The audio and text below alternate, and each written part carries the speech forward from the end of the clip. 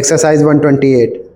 He who wishes to become a fluent speaker must first of all be capable of making a speech, but it is a somewhat sad fact that some people are naturally incapable of expressing their thoughts verbally.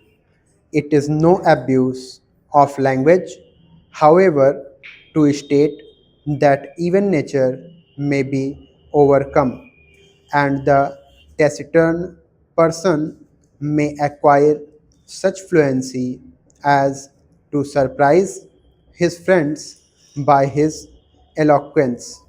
It is only necessary to recall the character of Demosthenes and how he developed the characteristics of a great orator to prove that this is so.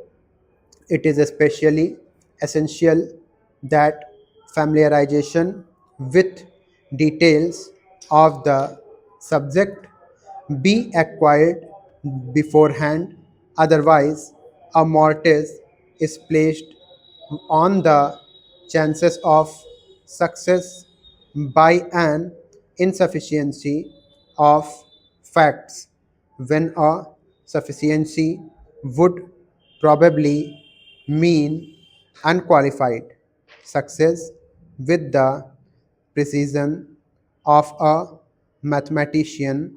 He should marshal his facts, familiarize himself with apt illustrations to establish them, and keep in view the immediate purpose of his speech.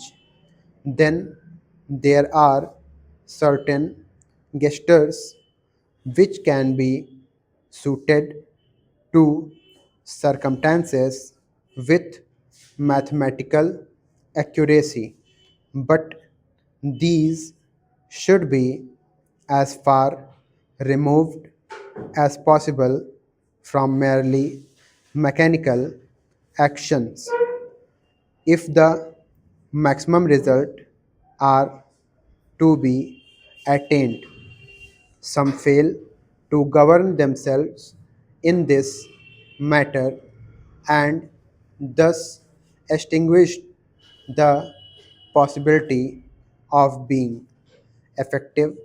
Further, a homely and familiar style should be cultivated and adopted as occasions requires.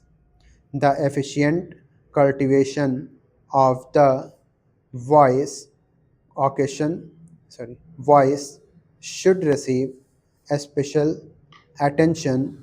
Unfortunately, it is too often ignored or treated with but insufficient consideration by those who do not recognize its expediency. Full stop.